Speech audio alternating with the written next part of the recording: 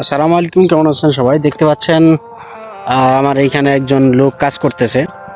উনি আসলে প্রকৃতপক্ষে পাকিস্তানি লোক, যদিও সৌদি আরবে নতুন আসছে, তেমন একটা আরবি ভাষা বা হিন্দি ভাষা তেমন জানে না। ওদের পাকিস্তানিতে সাধারণত উর্দু ভাষায় কথা বলতে হয়, উর্দু ভাষায় যার কথা বলে।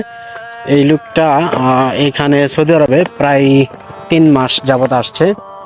ওর মালিক মোটামুটি ভালো। সাধারণত ওর কাজ হচ্ছে প্রকৃতপক্ষে খেজুরের বাগানে, অর্থাৎ মাজরাতে।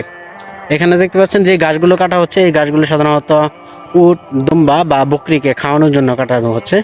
এটা একটা খেজুরের বাগান, যেখানে সাধারণত খেজুরের বাগানগুলোতে এরকম বিভিন্ন ধরনের গাছ চাষ করে থাকে। দেশি, तुम्हारा नाम क्या? मिनहाज। मिनहा। तुम्हारा तनख्वाह कितना? 1100 रियाल। 1100 रियाल।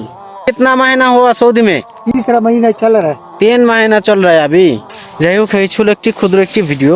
এখানে পাকিস্তানি ভাইয়ের সাথে ভিডিওটি ধারণ করলাম। যাই হোক, ভালো লাগলে লাইক, কমেন্ট, শেয়ার এবং সাবস্ক্রাইব করে পাশে থাকবেন। নিত্য নতুন ভিডিও নিয়ে আপনাদের সম্মুখে আবার উপস্থিত হবো।